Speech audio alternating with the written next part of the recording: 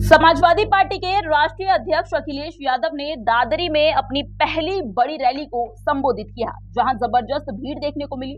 Rally में हजारों की संख्या में लोग पहुंचे, जिससे राजनीतिक माहौल काफी ज्यादा गर्म देखने को मिल रहा है। हालांकि इस भीड़ को लेकर लोगों की अलग अलग प्रतिक्रियाएं भी सामने आई है। कई लोगों का मानना है कि रैलियों में उमड़ने वाली भीड़ हमेशा वोट में तब्दील नहीं होती है।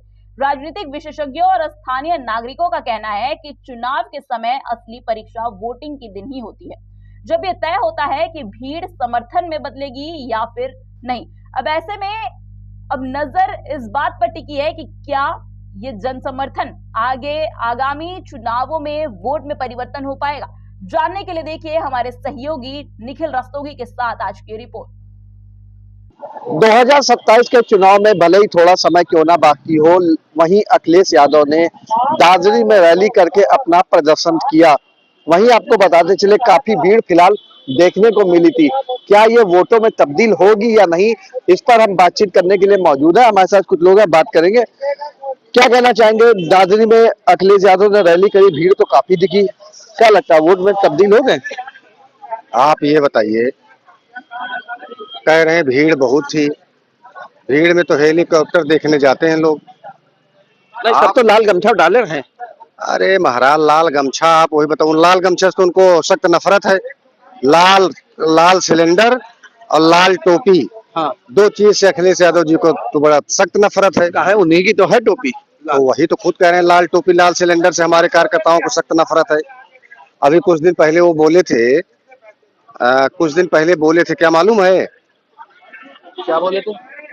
चल नहीं रहा क्या यार? क्या बोले? तो कुछ दिन पहले यही बोले थे कि हमारे कार्यकर्ता को काम सीखने की आवश्यकता है, काम सीखना है तो लोग बीजेपी ज्वाइन करें और उनसे काम सीखें। भारतीय जनता पार्टी से काम सीखने की आवश्यकता है। अब बोले हैं कि लाल टोपी लाल सिलेंडर हम लोगों को नहीं पसंद है, तो अब हमको लग रहा है समाजवादी पार्टी अब लाल टोपी भी उतार देगी। या आखिर ये करेंगे क्या? ये कौन सी राजनीति करेंगे? किस दिशा में जा रहे हैं? ये हेलीकॉप्टर उतार के पब्लिक को इकट्ठा कर लेंगे गरीबों। पीडीए का प्रचार फिर से कायदे से हो रहा है। देखिए, पीडीए माने कुछ नहीं। जब माननीय मुलायम सिंह जी थे तो एक समाजवादी पार्टी चलती थी।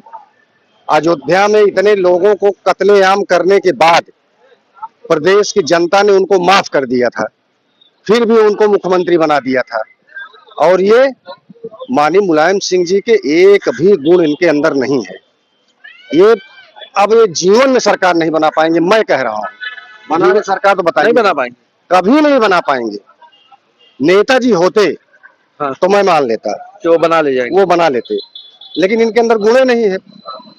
आप ये बताइए, कभी ये दलित पिछड़े का ये विरोध करने लगते हैं, तो कभी ये सवर्ण का विरोध करने लगते हैं, तो कभी मुस्लिम का विरोध करने लगते हैं, फिर उनको बुलाते हैं।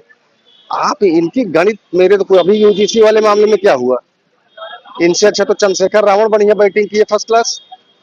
आप बताइए, सपा पीछे रह गई। मैं जो बता रहा हूँ उसको सुनिए। ये कोसों दूर हो गए। दलित पिछड़ा और ये मुस्लिम के सहारे थोड़ा बहुत, अल्पसंख्यक के सहारे थोड़ा बहुत बोल रहे थे, वो सब चले गए। अब इनके पास कुछ बचा नहीं, झुंझुना बजा रहे हैं उत्तर प्रदेश में। आने वाले 2027 और 2029 ये भूल जाएं।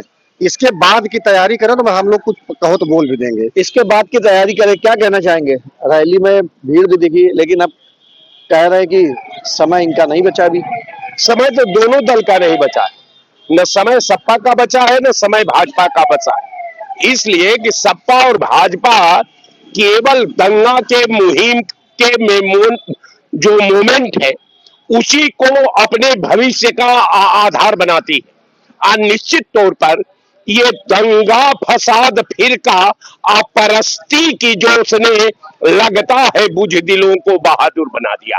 कारण ये है कि जितना भीड़ इनकी थी, एक दिन पहले प्रधानमंत्री की भी थी, शिक्षा मंत्री ने सब अस्त्र शस्त्र छोड़ दिया था, सारे कॉलेज बंद करा दिए गए, सारे कॉलेज के प्रबंधकों को आदेश दिया गया था कि माननीय प्रधानमंत्री जी का रैली है, वहां अपने छात्रों के साथ आप पहुंचे। अब कारण यह है कि जो ना देश का प्रधानमंत्री या देश का पूर्व मुख्यमंत्री यहाँ जब भाड़े की भीड़ जब इकट्ठा होने लगे तो समझ लीजिए कि लोकतंत्र खतरे में है, आवाम खतरे में है, देश का भविष्य खतरे में है, देश का स्ट्रक्चर खतरे में है, देश का डेवलपमेंट खतरे में है, देश का किसान खतरे में है, देश का बैकवर्ड खतरे में है, देश का मिडिल क्लास खतरे में है, देश का अल्पसंख्यक खतरे में है। और सब मिला करके ये लगा दो आग चिलमन में, न हम झांके न वो झांके वाली स्थिति है। कारण ये है कि इनके पास अब कहीं कुछ नहीं बचा है। उत्तर प्रदेश का ये तीनों दल सपा, भाजपा और बासपा मिलकर के सारा कंपनियों को बेच डाला, सारा मिलों को बेच डाला, सारा गन्ना मिलों को बेच डाला, सारा सूता मिलों को बेच डाला, सारा जो बिजली उत्पादन संयंत्र है उनको बेच डाला, सारा जो है सब तार तार करके पूरे देश के नौजवानों का भविष्य गर्त में डाल दिया, शिक्षा को डुबा डाला, उद्योग को डुबा डाला, आवाम को डुबा डाला, देश को डुबा डाला, संविधान को डुबा डाला और पूरा उत्तर प्रदेश का सिस्टम को ही डुबा करके नस्तानाबूद कर दिया। क्या कह रहे, सब तो बेच डाला। देखिए, कांग्रेस वो पार्टी थी जो हामिद अंसारी जैसे आतंकवादियों को पालती थी, और भारतीय जनता पार्टी ऐसी एक पार्टी है जो अब्दुल कलाम को पालती थी। तो ये जमीन आसमान का अंतर है। ये पूज्य महाराज जी का प्रदेश है। यहाँ की 26 करोड़ जनता उनको जो है उनकी मिट्टी को तिलक लगाती है। 68 योजना आज जो गरीबों तक पहुंच रही है, लाभ ले रहे हैं, सुरक्षा मिली है, रंगबाजी से आज वो फ्री में दाना खा रहे हैं, मोबाइल में मैसेज आ रहा, लोगों को खुशी में दिखा रहे हैं, देखिए सरकार का पैसा आ गया। आप बताइए, अब उसके बावजूद भी आदमी बोले पार्टी के खिलाफ, तो आदमी कहाँ विश्वास। क्या कह रहे हैं, सब कुछ पैसा आ रहा, सुरक्षा मिल रही है, सब कुछ मिल रहा है, पैसा आ रहा है ना, रेल की पटरी बेच दी जा रही है, एयरपोर्ट बेच दी जा रही है, गन्ना मिलों की जमीन बेच दी जा रही है, स्कूल बेचे जा रहे हैं, सिस्टम बेचे जा रहे हैं, बिजली बेचे जा रहे हैं, खाद का कारखाना बेचे जा रहे हैं, चुर फैक्ट्रियां बेची जा रही है।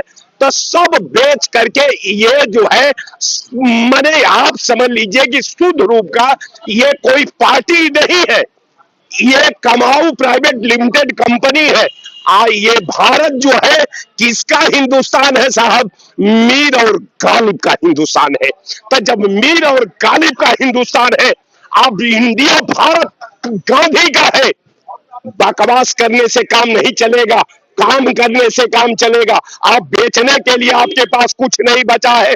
आप चांद से लेकर के और सूर्य तक बेच डाला, आप देश की जमीन बेच डाला, आप भारत की संस्कृति बेच डाला, आप भारत की आभा बेच डाला, आप भारत की एकता बेच डाला, आप भारत की संप्रभुता बेच डाला, और भारत को बेच करके 80 करोड़ आबादी को आपने 3 किलो गेहूं और 2 किलो चावल के हवाले कर दिया। देश के पास कुछ नहीं बचा, केवल कटोरा बचा है। कटोरा लेकर के देश आज घूम रहा है। कोई गैस के लाइन में लगा हुआ है, कोई आधार कार्ड के लाइन में लगा हुआ है, कोई शिक्षा के लाइन में लगा हुआ है, कोई नौकरी के लाइन में लगा हुआ है, कोई पानी के लाइन में लगा हुआ है। तो सब कुछ खत्म हो गया, अब केवल सिस्टम बचा है। हम समझते हैं कि सपा और बासपा दोनों आग लगा करके इस सुबह को नस्ताबूद करने का, सांप्रदायिक में उत्तर प्रदेश को झोंकने का इसको महारत हासिल है।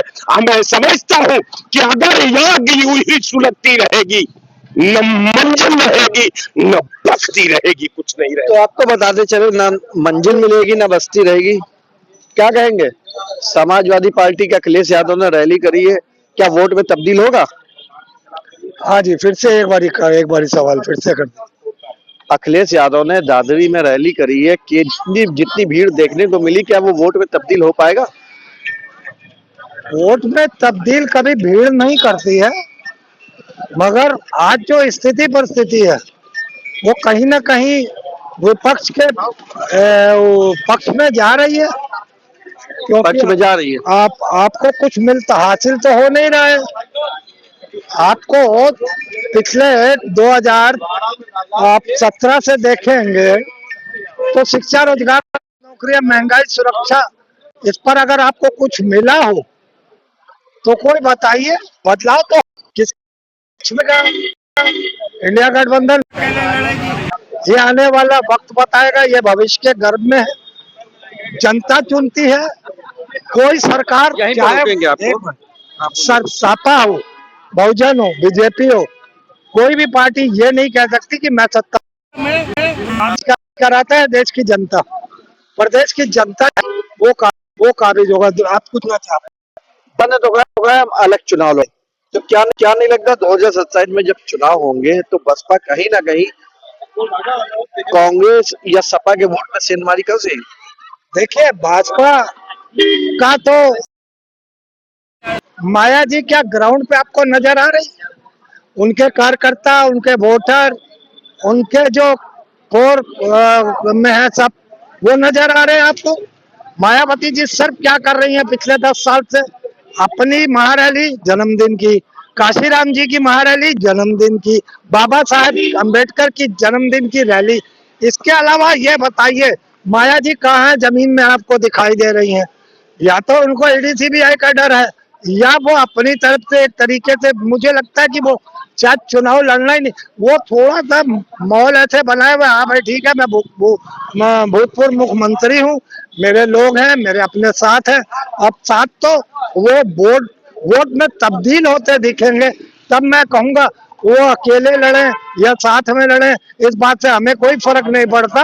अगर जनता उन्हें चुन के लाती है तो इस बात की मैं कांग्रेस के सिपाही होने के नाते कहता हूँ, मुझे सबसे ज्यादा खुशी होगी, क्योंकि लॉ एंड ऑर्डर के हिसाब से जब 2007 में माया जी की सरकार आई थी तो लॉ एंड ऑर्डर कायदे कानून में था, और आज उसका बिल्कुल उल्टा हो रहा है। बाबा योगी आदित्यनाथ की सरकार में गुंडा तंत्र बैठ चुका है, कहीं ना कहीं बुलडोजर नीति बैठ चुकी है, ये देश हित में नहीं है। तो फिलहाल बात करी जाए, समाजवादी पार्टी के अध्यक्ष अखिलेश यादव ने दादरी में रैली करी, भीड़ काफी देखने को बिहार पे भी निशाना साधा। फिलहाल 2027 के चुनाव में क्या वही भीड़ देखने को मिली? फिलहाल लखनऊ से मैं निखिल सोगी, इंडिया 20/7 लाइव टीवी।